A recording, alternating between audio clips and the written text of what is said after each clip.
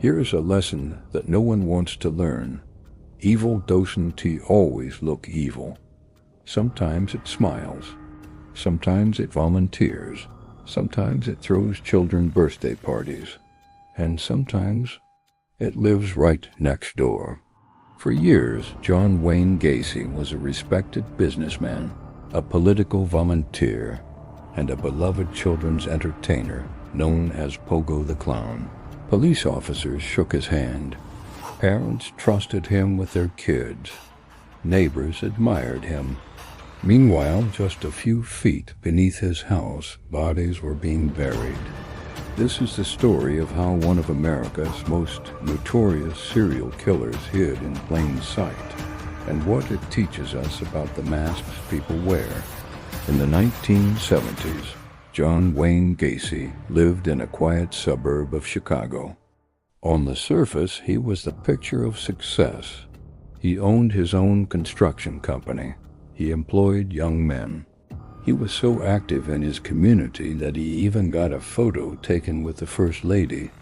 On weekends, he would transform, putting on makeup and a costume to become Pogo the Clown, a regular at charity events and children's parties. He laughed loudly. He told jokes. He posed for photos.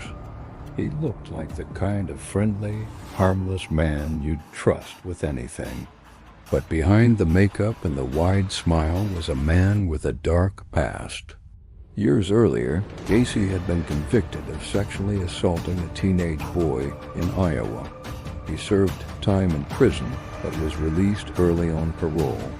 And somehow he managed to move to a new state and completely rebuild his reputation. That is the first chilling lesson here.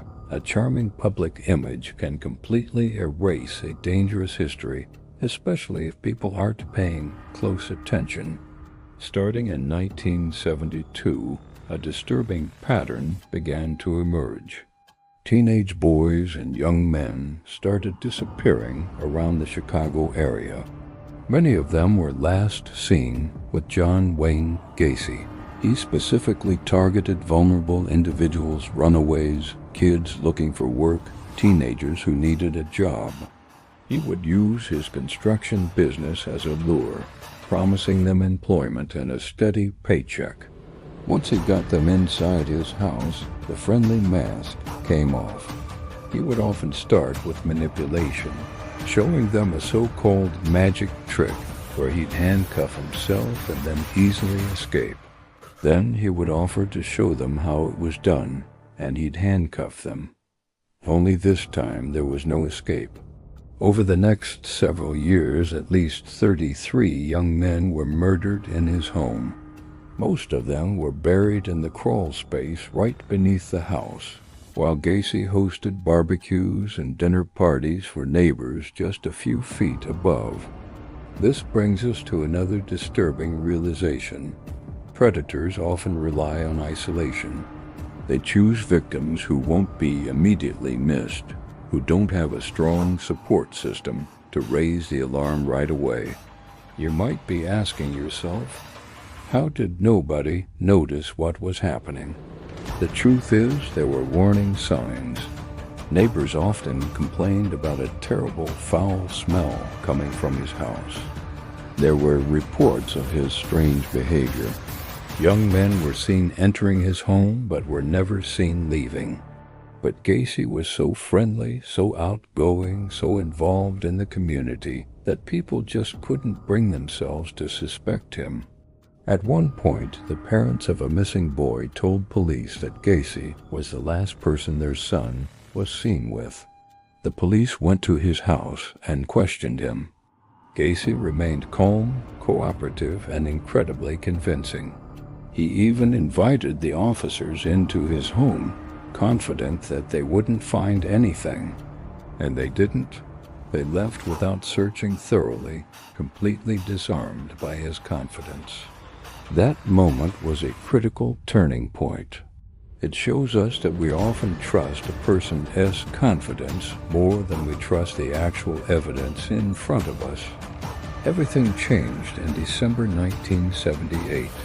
A 15-year-old boy named Robert Piest disappeared. Before he vanished, he told his mother he was going to meet with a local contractor about a job.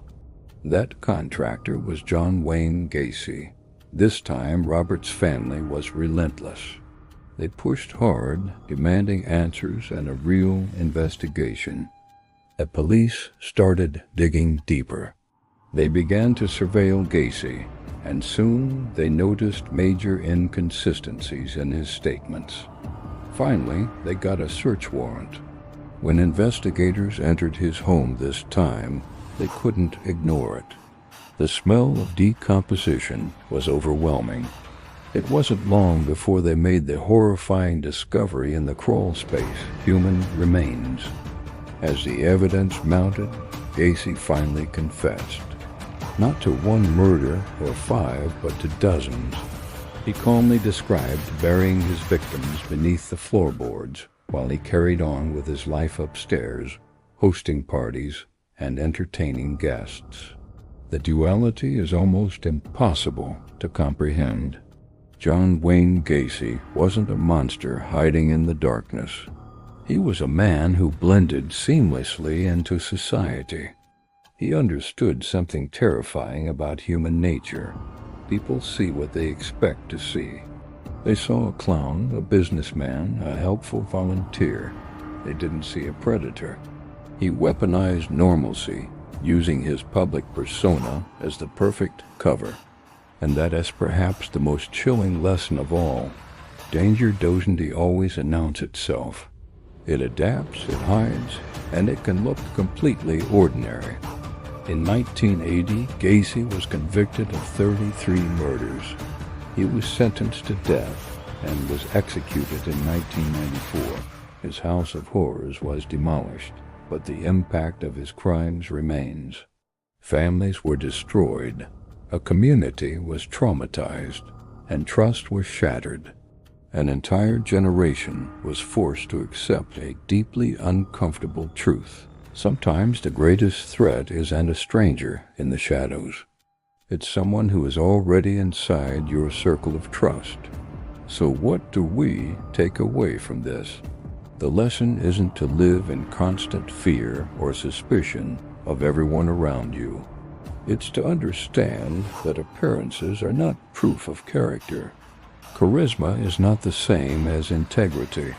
Community involvement does not equal morality, and confidence is certainly not the same as innocence. John Wayne Gacy taught the world something bone-chilling.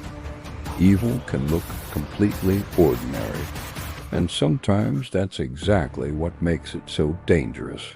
Thanks for watching. If you found this story as unsettling and important as we did, make sure to subscribe for more deep dives into the cases that changed history. Stay safe and stay aware.